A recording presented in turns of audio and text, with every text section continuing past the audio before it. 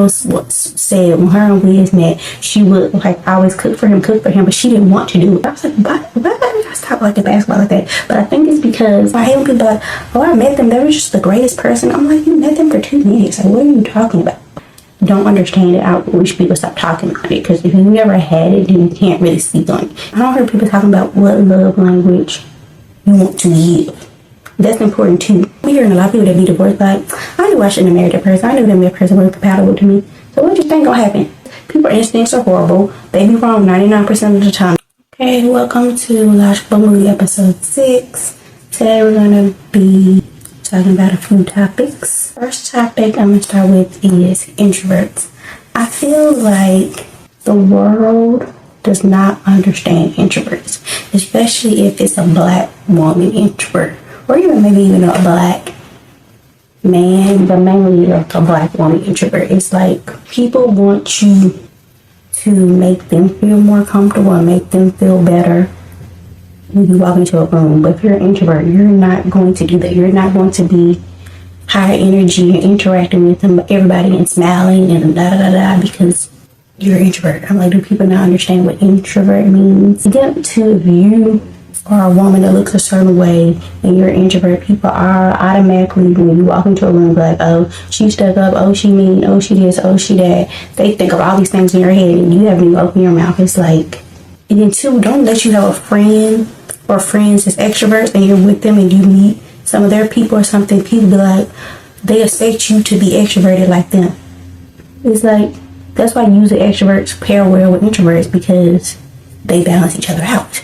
It's like expecting people to be like each other is weird to me. I feel like people, when someone is an extrovert and someone has like a likable personality, I feel like they be the people that, I don't want to say they be the worst. I ain't trying to say extroverts be the worst, but people that be just super friendly with everybody and giving their energy to everybody don't tend to be the best people. People are like, oh my gosh, I love them. Just like when you do a job interview, whoever has the best personality is usually who they choose right for the job. They don't usually choose whoever is best for the actual job. They choose personality. People like us, well, people choose who they want to be around. Okay, that's fine, whatever. But usually the person with the best personality is not the best person for the job. And usually the person that is good at interviewing is not the best person for the job. So yeah, they make me like them. That means they can talk their way into anything and out of anything. Do you think that's the best person for the job? Unless it's like a sales job, then yes. If somebody comes in with the best personality for like a sales job, then yes. But if it has nothing to do with that, like even maybe like a waiter or something like that, maybe you want to choose the person with the best personality. But regular jobs don't tend to, you don't have to be interacting like that with people on that high energy level. If someone is quiet and observing everything and waiting to speak and not having to be the center of attention and not walking in a room and going like, look at me, look at me, look at me. Like, I love to walk in a room and fade to the back, child, and just observe everybody, da da da da. Because when you hear people talk, you can see the type of person they really are if you just actually listen and observe them. Like, so why am I initially talking to you and doing this? People be talking to people, telling everybody their business, and they don't met them for 2 minutes. It's like, you know, they always be like women walk in the bathroom and make friends. Like, that's just not me.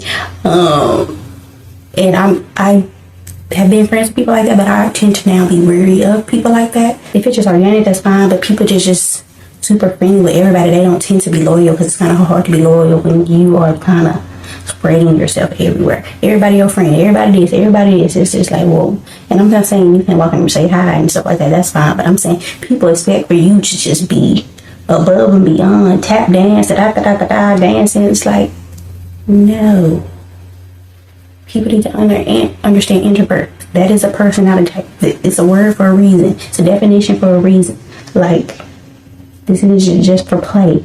Then people have like social anxiety and stuff like that. No one cares about that. They just want, well, you don't want to come here. You're not supporting me. Like, people have social anxiety. People, like, everybody ain't about to keep putting everybody else further for themselves. Like, sure, I can walk in a room and do this. It's going to drain me though. So why would I do that? I'm not trying to make other people feel comfortable. Maybe men have to do it because they're men, but I'm a woman. I'm not walking in a room and trying to make everybody feel comfortable. And me not talking to make you feel uncomfortable, and that's a you issue. You need to figure it out yourself. Like, I shouldn't have to walk in the room and talk. It's so funny because when you walk in a room and you're an introvert, people be like, they assume all these, oh, she's stuck up, oh, she this, oh, she better be da da da da da. But they don't never think, oh, maybe this person's just not a talkative person. Everybody doesn't have to talk to you. Everybody don't have to be talkative.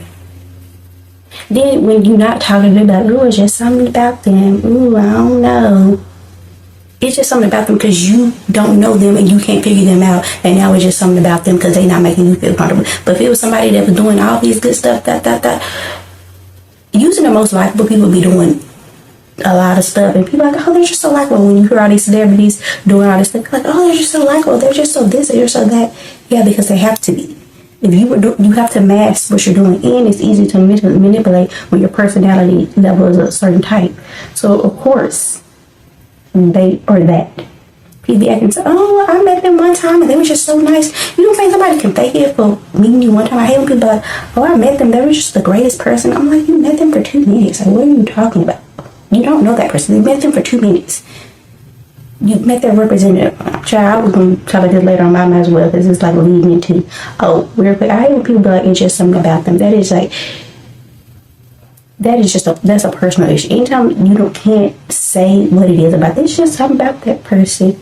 Like, people be wrong 99% of the time. But I got trust your instincts. Trust this. People's instincts are horrible. They be wrong 99% of the time. They do not be knowing what they talking about. Oh, it's just something about that person, but they don't have nothing to go on. They don't have no legs to stand on. They just be saying that out of figment of their imagination. It's very strange. It's very weird. It's just something about that person. No, you see something in that person that you want to be that you don't have, and you saying it's just something about that person, or maybe something that'll remind you of somebody else. Even if it's as simple as a look, somebody look like somebody else too. People always be like, yeah, that's something about them. It's anyway, which we cannot.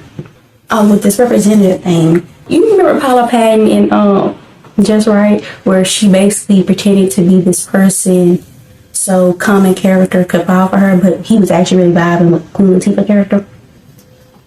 But he ignored that, and Paula Pattons presented this fake representative and did this whole plot to get him whatever. Then as soon as he got injured and wasn't playing basketball anymore, then she left him.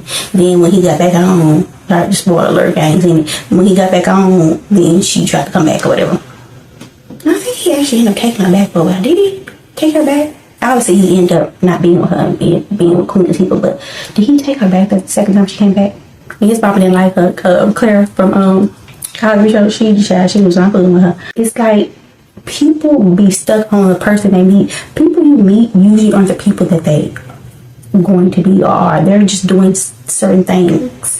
This is another example. Amber Rose said when her and Wiz met, she would like always cook for him, but she didn't want to do it. She was like, then she eventually stopped, and she was like, because she never wanted to do it in the first place, but she was just doing it, for him, but she didn't want to do it. She was like, I'm rich, I'd rather just get a cook. She always felt that way, but he was like, dang, why are you not cooking for me no more? And she like, well, we can just get a cook. But one of the things he liked about her is that she cooked for him, but that wasn't really her. She was just doing that for him. It's like, so he's like looking for that, but it wasn't really her.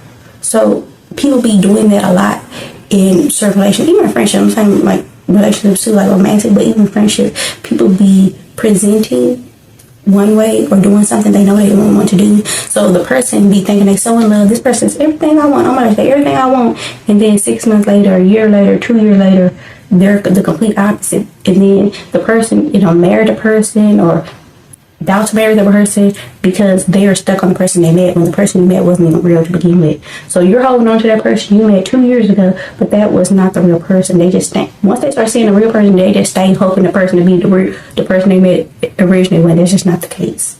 They were never that person, so they're not going to. They just did that was that person to get you. They act like they like this, act like they was this way, act like they like this hobby. Child probably act like they like basketball, but they really don't. And then eventually it stops, and people be stuck on. That's why people be divorce rates so high, because compatibility is a thing. People be trying to force things to work. But like I said, hold on to the person they first met when the person you first met was not real. They be trying to hold on so tight, and that's why people be getting married to people they know they ain't supposed to be with. They just be, oh, maybe it's gonna get better. Oh, step over this red flag. Step over this red flag. It's like, if you marry somebody you actually compatible with, and actually y'all get along, and actually y'all are in sync and have commonalities, obviously I'm saying you don't have to be the same overall, but I'm saying basic things, commonalities, and just like to be around each other in general, and not just stay to stay, then divorce rate is so high. That's why when people be like, I'm scared of divorce and all this stuff, it's like, if you actually marry a person you like and want to be with, the divorce rate wouldn't be that high. I've been hearing a lot of people that be divorced, like, I knew I shouldn't have married that person. I knew that person wasn't compatible to me. So what do you think gonna happen? If you already knew it wasn't right before you got married, you married for whatever reason, for social reasons, or because you just wanted to be married, or you wanted to rush and have kids, or whatever you want to do, you didn't do it for the right reason. So why would it last if you didn't go in there with the right intentions in the first place? I'm skipping all around. I just sat over, but I just said something about basketball, like pretending to like basketball. There was a time frame when I just really loved basketball. Like, it was a good time frame. I'm talking about I loved it. Like, I would watch everything. I don't love it anymore. Spoiler alert. Don't love it anymore. Fast forward. But I think I was thinking about this. I was like, why did I stop liking basketball like that? But I think it's because when OKC was in the finals, and they were 3-0 up on whatever LeBron had been on so many teams, whatever team he played for at the time, I can't think of right now. And then LeBron's team came back and beat them. I'm like, that just feels so rigged to me. I'm like, how they go from blowing them out and being so good 3-0, then all of a sudden they couldn't win one more? That didn't make no sense to me. I was like, it just felt fake. It felt like very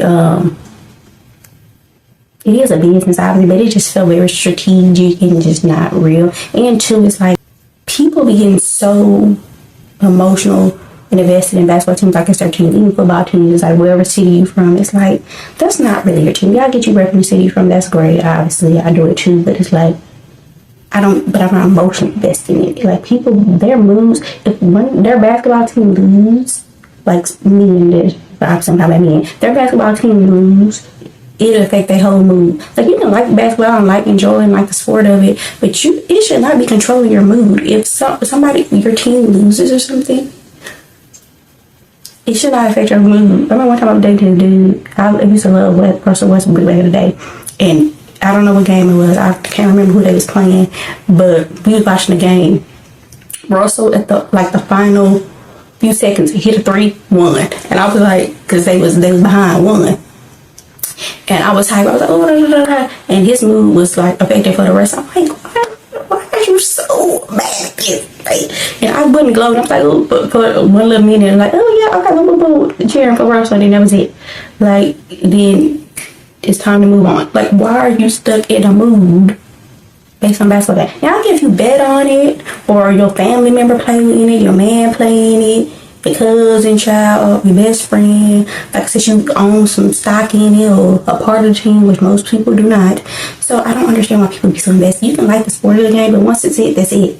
I don't know why people be so emotional. It should not be affecting your emotions. You can cheer for your team and be it's a cool little thing, rob them, like, oh no, mess talk and stuff like that. But after it's over, people be breaking their TVs and stuff. I'm like, you see video of men breaking their TV and stuff. It's very strange. It's strange behavior. Yeah, that's what it shouldn't affect your mood. There's nothing that I watch that affected my mood. Even like when people be watching Housewives and stuff, it's cool to talk about it, but it be really affecting people. Like, these is not y'all lives. Y'all is really affected by this. It's very strange. Like, it's cool to talk about, but once that's it, move on. Y'all people be spending their whole day and so mad at people. They be looking at their life and trying to run people's businesses. It's like, y'all got too much time on your hand to be doing all that. It's fine to talk about it in the moment, but trying to ruin people's actual lives is very strange. Since I'm kind of like dating, I might as well, I'm all over the place. I'm not going in order. People always talk about love languages, and I do think it is important. But people always talk about what love language they want to receive, which is important, obviously. But I don't hear people talking about what love language you want to give. That's important too. Like, what love language do you need to want to give? You should give, whoever you're dating, you should give whatever love language they want, but they should also be accepting of whatever love language you want to give. So, say you are an affectionate person, you love to give affection. The person you're with doesn't want affection, like they almost hate affection. That's going to be a conflict. It's not going to work. Yeah, their love language isn't getting affection, but yours is giving it. So if they don't want it, then that's going to be a real strange conflict. Like even giving. Say somebody don't love to receive gifts, but the way the other person show love is to give gifts. Then just let them give the gift. Now they should tailor the gift to what you want. Don't just be giving random gifts. If somebody don't like bags and jewelry, and you just give them bags and jewelry because you just want to do that because that's what you want to do, no, that's not right. Give them gifts they actually are meaning for them, that they actually like. If you hear them talk about something or mention something, just give a thoughtful gift. It don't gotta be, nothing crazy. So that's just pretty much done that. People always be like, I want this the love language I want, this the love language I want, which is fine, but it also matters what the love language you want to give.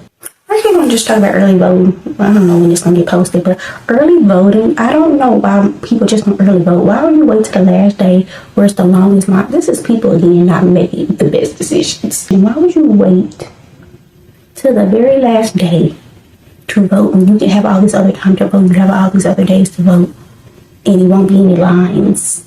But you wait until the last day so you can stand in the line, long line, and alter your whole day. It just seems very hectic. I don't know why people don't early vote. Like, there's different days you can vote based on, when you're working with your off days.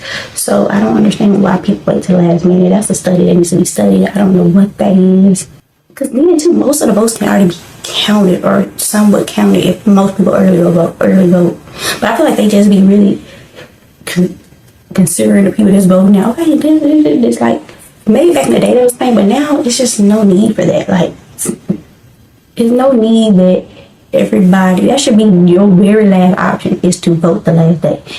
That should be like, you just had no other option. So that's what I got on it. It just don't make no sense. Maybe people think it's easier to read, I think they just want to be like on the edge of their seat, like, ooh, this vote, edge of your seat, these many votes coming in, like, but you don't have to be that. Okay, so that's that on that. I want to talk about migraines really quickly. I get very bad migraines. It's like all types of triggers. I'm not going to go through all the type of triggers or stuff like that. But I just want people to take migraines more seriously. It's not a regular headache. I be hearing people minimize migraines. Like, sure, it's just a migraine. You can work. Or it's just, like, you don't understand when it's a bad migraine, you can't see, you're throwing up, your head is pounding. I'm talking about pounding. Like someone is hitting you in the head with a hammer from the inside of your brain. Not from the outside. From the inside of your brain, somebody's hitting you in the head with a hammer. You can't see, you're throwing up. A sound can affect you. Certain sound, like loud noise, light. It's like so many things that are just painful about it. And like I said, any pain that I have, I compare it to a migraine, and the pains I've had haven't been even close to a migraine. So I just don't like when people minimalize migraine. It's like, if you have never had a migraine, I'm not talking about a headache, not a headache. A headache you can get through. I'm talking about a migraine. If you're not, don't understand it, I wish people stop talking about it, because if you never had it, then you can't really speak on it. People be acting like, I'd rather have a stomach ache over a migraine. It's like, you don't know what you're talking about. You literally don't know what you're talking about. I've had both. You can function off a stomach ache. You cannot function off a migraine. You cannot. It's like disabling. It's like you cannot do anything. You want to, but you can't. It ruins your whole day, and you don't know when it's gonna come on. It can come on real quickly. It can be 10 o'clock and then 10:02. Here comes your migraine. Now your whole day altered. So that's just want to say, that really makes me very mad when people be minimalizing migraines. So that's just kind of just that on that. Oh, I was just going to kind of say when I kind of filmed this, but I was watching Marlon on Shannon Sharp, and he said something that I never realized before. He was saying like how white chicks became about. It was something movie he was saying, maybe it was a TV show. I think it was a movie. I never watched it, but whatever it was. And he was like, oh, we're gonna do it like this. We're just gonna switch it around. I guess he was saying like, instead of black dudes, it was white dudes. Instead of, he said criminals, he made, Martin and Sean was cops, and so basically they switched stuff around. And when he said that, I was like, Was White Chicks supposed to be like a parody? Like how Scary Movie is a parody? You can tell that's a parody. But I'm like, was White Chicks supposed to be a parody? But it just reads like a regular film, but it's really supposed to be a parody. But it don't feel like a parody. Like Malibu's Most Wanted. I don't know why I can't think of the dude in it. The dude in it right now. He used to have a show too, like a punk show. But I cannot think of the white dude in Malibu Most Wanted. It was supposed to be like a parody of 8 Mile, but it didn't feel like it. It felt like a regular movie. Like Scary Movie feels like parody, and Dance Flick, stuff like that. All that stuff feels like parody. But White Chicks and Malibu's Most Wanted does not feel like a parody. Although I know they said Malibu's Most Wanted was a parody of 8 Mile, and then he's saying he didn't say the word parody, but it felt like that's what he was alluding to, or what he was saying. It made it seem like a parody. Like when you take something from a thing and just switch it around and make it funnier, that's a parody. So I feel like I never realized that before. So that was just like very interesting to me. And Shannon Sharp gonna be asking follow-up questions, child. So I'm like, maybe it only crossed my mind. Oh, wait, was that supposed to be a parody, but it just didn't read like a parody? Because Malibu's Most Wanted is very funny, and like I said, it is a parody of 8 Mile, but it just does not feel like that. Because sometimes parody can feel like cheesy. It can still be funny, but cheesy. Like Scary Movie was super funny, obviously 1 and 2, but it was still kind of cheesy though. But it was still super funny. But White Chicks wasn't cheesy, and Malibu's wasn't cheesy to me. I don't know, but I don't know, child. But that was just interesting to me. And too, I love when comedians get to grandpa age. They be acting like they just so peaceful after my older kids. I love this, by the way. They be acting like they just so peaceful and got so much knowledge, which obviously they do because they're older, and they're like knowledge, and they just like peace and love, and you want to give advice and all this stuff. I love it. It's just great. But the other thing quickly I want to talk about is, hopefully I can, it's gonna be so long. Maybe there's gonna be 2 parts. This might be episode 6 and 7, child.